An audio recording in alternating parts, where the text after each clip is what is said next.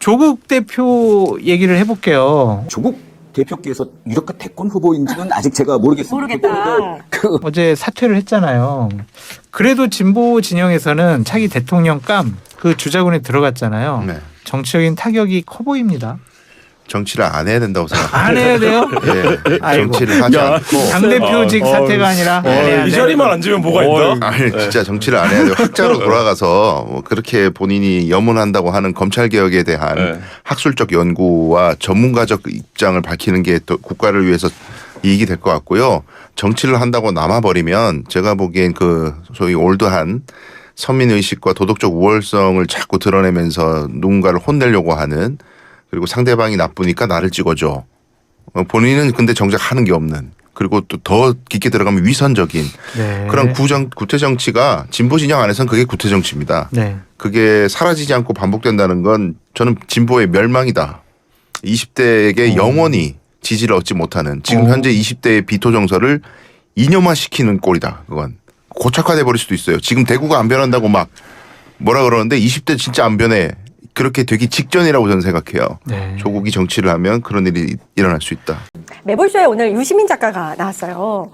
민주당의 연대론에 대해서 분석을 했는데 요거는 사실 유시민 작가의 발언을 하나하나 보면서 저희가 좀 분석을 해야 되거든요. 왜냐하면 우리가 잘못 전달하면 안 되니까요. 싱크 하나 보고 와서 이야기 나누겠습니다. 조국을 대통령으로 만들어야겠다라는 정답을 하나 만들어 놓고 그 정답 아래에서 논리를 개발해낸 것 같다.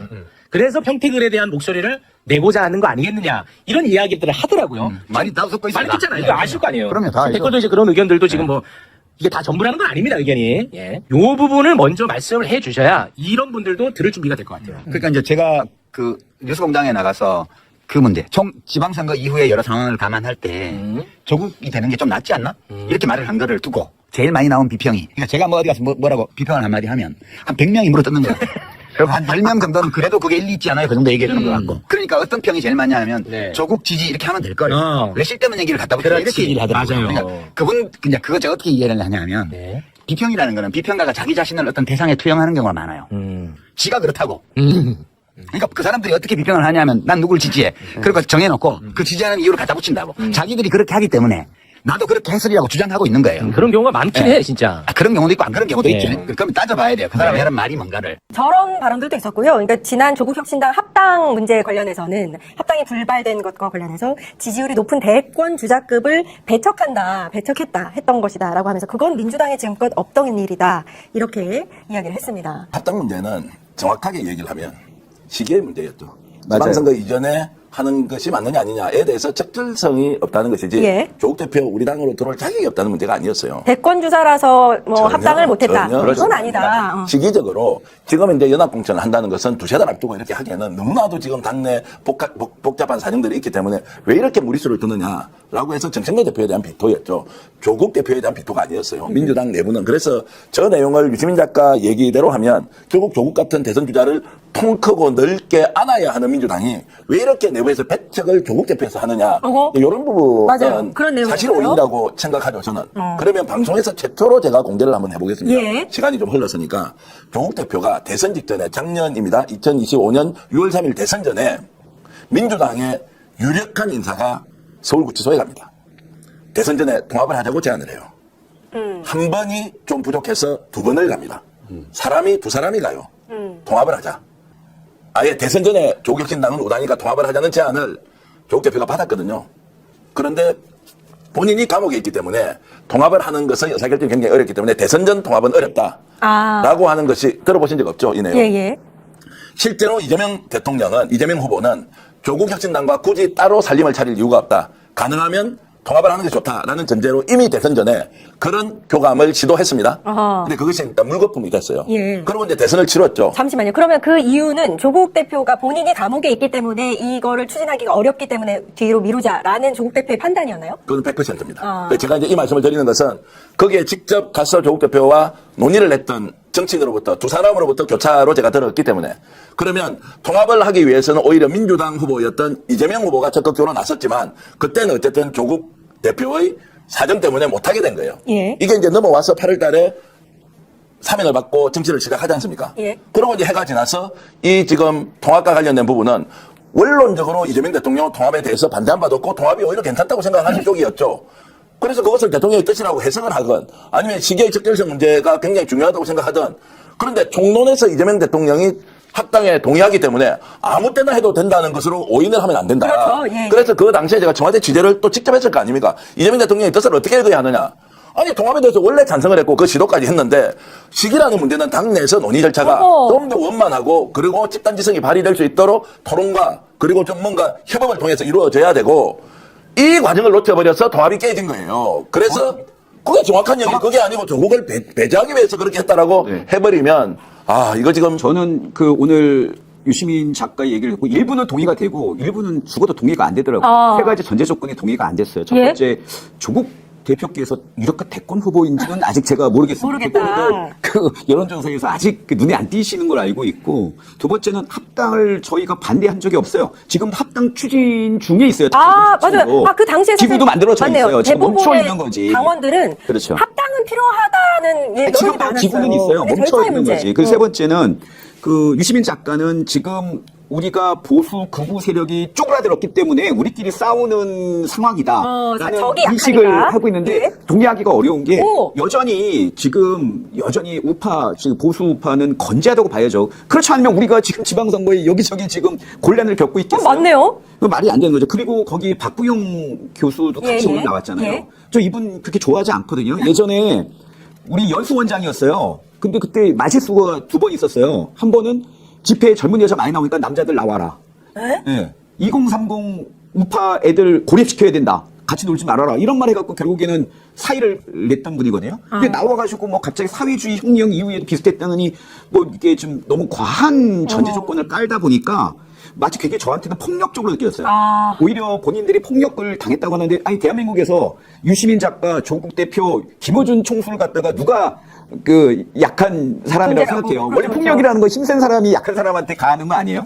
네, 오히려 저는 되게 폭력적으로 느껴져서 제가 움찔움찔 거렸어요. 말 잘못하면 또 어디 가서 또 혼나는 거 아닌가? 뭐 댓글창에 좀 안 좋게 쓰는 거 아닌가? 이런 좀 두려움을 느낄 정도로 폭력적으로 느껴졌다는 말씀 드립니다. 저는 근본적으로 민주당이 대선 주자들 많이 키워야 하고 그 사람이 그럼요. 누가 되는지 안 되는지 제가 심지어 국무총리 직접 만난 적이 있거든요. 송영길 대표 직접 만나서 인터뷰하기도 하지 않습니까? 예. 그분들하고 인터뷰 끝나거나 잠시 만난 시간에 따로 개인적으로 얘기할 때는 저는 두 분이 어떤 자리에 가는 게 중요하지 않다. 이재명 정부 성공시키는데 이재명 정부 성공을 시키는데 모든 데 올인을 하면 그것이 어떤 자리는 무슨 관계가 있노. 윤석열 때문에 우리가 맞아 죽을 뻔했고 감방 가거나 아니면 진짜 꽃게밥 될 뻔도 했는데 어떤 분은 이거를 덤으로 사는 인생 이제 나라를 위해서 한번 바쳐보자고 하는데 무엇이 그거에 두려운 게 있습니까? 그래서 누구든지 이재명 정부를 성공시키고 이재명 대통령의 성공을 위해서 뛰는 사람 중에 아무나 되면 되지. 그래서 저는 이재명 대통령 때문에 돕는 거니까 같이 열심히 잘했으면 좋겠습니다. 이 스탠스를 조금이라도 저는 비켜선 적이 없어요. 저는 조국 대표도 지금 이재명 정부의 성공을 위해서 얼마나 열심히 하고 있는지 없는지를 국민한테 보여주면 국민이 판단하고 평가하는데 그럼요. 그런 것이 아닌 것처럼 보이는 이 장면을 왜 너희들이 나를 오해하느냐, 왜 민주당은 나를 배척하느냐라는 방식으로 이야기를 해버리면 간극이 점점 멀어진다. 그리고 또 하나 폭력적으로 좀 제가 느껴지는 부분이 있습니다. 이건 조국 대표의 행동이 아니에요. 예. 그러니까 지금 이제 민주당에서 조국 대표를 배척한다는 쪽의 논리 중에 이런 게 있어요. 너희들 그렇게 한번 해봐. 결국 우리가 안 도우면 다음에 정권 재창출 되는지 안 되는지 한번 두고 봐. 라는 느낌으로 또 제가 어떤 메시지를 받을 때가 있어요. 세상에 이재명 대통령의 머릿속에 들어가지 않았지만 지금 이재명 대통령은 정말로 중요한 과제 중에서 국가의 혁신 과제 그 다음에 민생의 안정하지 않습니까? 예. 정치적으로 보면 아무리 나쁜 정권도 정권 재창출보다도 더 나은 거예요. 아무리 나쁜 후보라도 민주당의 정권 재창출이 더 좋지. 정권을 빼앗기는 순간 모든 게 끝이다. 그럼요. 정권 재창출하려면 좋은 후보들 많아야 되지 않습니까? 그중에 조국 대표도 있어야 하고요. 강훈식 실장도 있어야 되고 김인석 총리, 송영길 대표, 정청래 대표, 다 있어요. 김정수 지사 다 많아요. 해야죠. 왜 우리 아름답게 전쟁하고 아름답게 경쟁하고 그럼요. 그 결과에 대해서 성공하고 박수치면서 가는 분위기 우리 왜 안 만들고 싶습니까? 김민주 그것 때문에 정치하는 거 아니에요? 누구한테 줄 서가지고 뭐 이렇게 얻어먹으려고 하는 거 알잖아. 줄 좀 쓰고 싶어요. 저는 뭐라고 하시 방금 진심이었어. 저런 마음이 반만 있으면 돼요. 반은 그래도 공적으로 나라 생각하고 52% 공, 49% 줄. 그러니까요. 이제 그런 것들로 좀 가면 충분히 조국 대표도 좋아질 수 있다. 그래서 유시민 작가가 오늘 저렇게 분석하는 것은 가능하지만 동의하기는 좀 어렵다. 동의하기 어렵다. 예. 저는 유시민 작가가 이렇게 방송 출연할 때마다 뭔가 우리 당 내에서의 분란이 일어나잖아요. 그래서 방송 출연을 ABC론부터 해가지고 나올 때마다 곤란해지는 패널의 입장이 있었고, 아, 정말 이거를 결국에는 우리가 지선 끝나고 나서 전당대회 하면서 이게 당내 갈등으로 갈 수밖에 없는 상황에서 그거에 전조증상을 계속 공부를 떼고 있는 것 같아갖고 참 이게 마음이 불편하다는 생각이 드는데요. 결국에는 이 이야기에서 저는 김용남 그리고 조국 이 평택을의 이 선거 구도를 가지고 사실은 설명을 했어요. 지금 사실 매블쇼도 보면 조블쇼라고 욕먹기 때문에 최욱 씨가 스트레스 받는다는 거잖아요. 그래서 둘 중에 누구를 두둔하는 순간 반쪽으로는 욕을 먹을 수밖에 없다. 그런 구도에서 정말 이게 어려운 싸움을 우리가 하고 있는 거 아니냐 생각이 드는데 사실 저는 평택을 보면서 조국을 지지하기도 그리고 김용남을 지지하기도 솔직히 어렵다. 왜냐하면 실제로 조국 후보가 나왔을 때 왜 하필 평택을이었느냐 여전히 지금 그렇게 생각해요. 김재현 후보가 먼저 가갖고 진보당에서 열심히 하고 있는데 거기 가가지고 또 막 오자구도가 여기까지 오는 데 있어서는 조국 후보가 사실 지역을 잘못 정한 거 아니냐라는 불편함이 있고 또 국힘제로 그리고 세빙선 이런 역할을 한다고 했는데 그럼에도 불구하고 결국에는 민주당 후보 네거티브 하면서 국힘제로가 안 됐잖아 조국 혁신당이 12명의 비례대표 후보가 다 평택을 가가지고 지역 나눠가지고 그렇게 하는 게 우리 지금 지방선거에서 어떤 도움이 되느냐 그러면 의원님, 이런 부분들이 요거는 유시민 작가의 매불쇼 관련 발언이 준비됐나요? 그걸 보고 와서 신현영 의원님의 이야기를 듣도록 하겠습니다. 국힘 제로라는 대의를 위해서는 그러면 조국 후보 이렇게 계속 그런 얘기 하잖아요. 제일 좋은 방법은 민주당이 공천 안 했으면 돼요, 그게. 민주당이 단 한 개라도 이번 지방선거에서 자기 목숨 내놓은 데가 있어? 지금 한 군데도 없습니다. 그러니까 내가 조국 씨한테도 처음에 조국 씨가 만들 때부터 이걸 경고를 했어요. 나한테 자문하러 왔을 때 민주당이 무서운 정당이다. 민주당이 얼마나 무서운 정당이냐면 국힘당 계열과의 정당과 싸울 때는 사자 같지만 거기 않고 진보진영 안에서 다른 군소정당하고 싸울 때는 늑대다. 자기 살코기, 자기 먹은 고기, 살코기 한 점도 양보한다. 그래서 민주당하고 지역구에서 부딪히게 되면 뼈가 바로 걸린 거다. 자, 여기서 예. 이제 사실 신현영 먼저 의원님 말씀하시고 제가 먼저, 예, 말씀. 예, 이거 다음에 이제 김용남 의원에 대해서 얘기한 것도 또 준비가 돼 있나요? 그것도 보고 올까요, 그냥? 아예? 자, 그러면 이제 요거 먼저 조금 예, 말씀하시죠. 예, 예. 이게 이제 민주당이 이제 공천을 아예 안 했으면 문제가 안 생겼다는 것에 그렇게 저는 발언했어요. 동의해요. 그러면 그 민주당이 누구냐고요? 민주당이 누구냐고요? 누가 공천을 안 했으면 됩니까? 당 내에서 논의를 해서 우당인 조국혁신당을 챙겨야 된다고 하면 그 결정을 할 수 있는 사람 민주당이 누굽니까? 정청래 대표죠. 당 대표가 결정하면 돼요. 유시민 작가가 지금 하는 이야기 중에 제가 이제 혼란스러운 단어 중에 네. 하나가 네. 민주당으로 통칭하는 거 있지 않습니까? 지금 현재 민주당은 정청래 대표가 결심한 모든 게 다 돼요. 자, 그래서 안산에 누굴 공천하느냐? 다 정청래 대표가 좀 어쨌든 마음을 먹고 공천을 해줬으면 좋겠다. 그리고 하남에 누굴 공천하느냐? 이것도 정청래 대표 마음을 얻기 위해서 심지어 송영길 전 대표조차도 공천을 못 받아서 풍찬노숙 비슷하게 하면서 이따가 마지막에 연수로 가게 되거든요. 정청래 대표가 다 결정했다고 저는 확신합니다. 그러면 저 논의와 관련해서 조국혁신당의 조국 대표에게 통큰 정치를 하고 민주당에서 이번에는 우당이니까 진보당이 후보 단일화 해갖고 북구청장도 울산에서 가기도 하고 하지 않습니까? 그러면 진보당에도 보궐의 한석, 조국혁신당도 조국 대표가 안정권으로 국회에 들어와서 더 큰 정치합시다 라고 하는 것을 민주당이 배제했다고 하면 안 되고요. 정청래 대표가 거기에 적극적으로 나서지 않았다고 하는 것이 사실관계에 가장 부합하다는 거예요. 그래서 지금 여러 발언들을 보면 계속 민주당을 통치해서 조국을 못 들어오게 한다. 무섭다라든지. 아니, 제가 만나본 황명선 최고위원 있지 않습니까? 그 대표적으로 지금 김인석 총리 쪽 사람이라고 알려져 있잖아요. 안 그렇습니까? 맞습니다. 그런데도 황명선 본인이 없는데 지금 의원을 만나서 이렇게 이야기할 때도 말을. 당연히 모시고 해야 되지. 왜냐하면 판을 키워야 이기는 후보가 더 클 수 있기 때문에 대권의 욕심이 문제가 아니라 그것을 합리적으로 조정해내는 정치력이 있어야 하는데 정청래 당대표가 그런 부분에서 저는 조국혁신당 주자고 본인이 결심하고 그 지역구를 찾았으면 공천 안 하고 갈 수 있었다라고 저는 생각합니다. 저는 반대되는 얘기. 예, 말씀하시죠. 아니, 정청래 좋습니다. 당대표가 예. 어떻게 공천을 안 할 수가 있습니까? 아니, 민주당의 귀책세로 후보를 내지 않는다. 이거 되게 옛날 얘기예요. 우리 지금 1인 1표 정당이 된 이후에 우리는 무조건 좋은 후보를 내서 한 석이라도 사수로 한다. 우리가 대원할 때도 그렇고요. 많은 경험을 하면서 정말 한 석, 두 석, 세 석이 부족해갖고 우리가 해야 되는 뭔가 개혁을 못할 때가 있었다는 걸 우리 당원들이 알고 있거든요. 그렇기 때문에 당대표로서 정청래 그러면 당대표가 사실은 조국과 합당이 물 건너가면서 약간의 리더십에서 스크래치가 났잖아요. 그런데 이번에 공천 과정에서 조국이 먼저 가고 거기를 후보로 안 낸다? 이거는 상당히 정청래 너 민주당 당대표야 조국을 위한 당대표야 이렇게 챌린지를 받을 수 있기 때문에 정청래 당대표로서 당연히 후보 공천을 할 수밖에 없는 거예요. 이것도 근데 또 다만 생각이 되네. 예, 정말 이길 수 있는 후보를 냈느냐 아니면 약간 상대적으로 약한 후보를 냈느냐 그것까지는 저는 몰라요. 약간의 반전이 있네요. 네, 그것까지는 네. 몰라요. 어떤 계산까지 갔는지는 모르겠지만 우리가 사실 뭐 김용남 그 후보의 대부업체 이거 우리 예상하고 낸 거 아니잖아요. 그거는 그냥 국내에 벌어진 일이고 그렇기 때문에 저도 계속해서 아니 14곳의 보궐선거에서 후보를 안 낸다는 거는 있을 수 없는 일이라고 패널에서 계속 얘기를 했었거든요. 예. 옛날 얘기였다. 그건 또 어떤 옛날 후보를 얘기다. 낸다. 근데 어떤 후보를 낼 거냐는 정청래 거기까지 대표의 판단이다. 이쯤 되면 알고 있었던 거 아니야? 그래서 이제 충분히 존중하면서요. 이제 정치라는 것은 당대표는 특정 지역구에 우리 후보를 내느냐 아니냐가 아니라 한국 정치 전체를 이제 바라보면서 정리를 할 때 조국혁신당과 어떤 관계를 계속 유지할 것이냐, 합당의 전제 조건으로 민주당을 더 키우는 쪽으로 갈 것이냐라는 부분에 대해서 어쨌든 저는 지금 지적하고 싶은 것은 민주당이라는 통칭을 가지고 누군가를 배제했다는 방식은 이게 마음이 너무 아파요. 헷갈려 가지고 마치 이재명 대통령이 시켜서 하는 것처럼 뭐 이렇게 좀 느낌이 오는데요. 저기 약간 상처받았어. 네, 왜냐면 그 유시민 작가의 오늘 발언은 이게 과연 조국 대표한테 도움이 되나?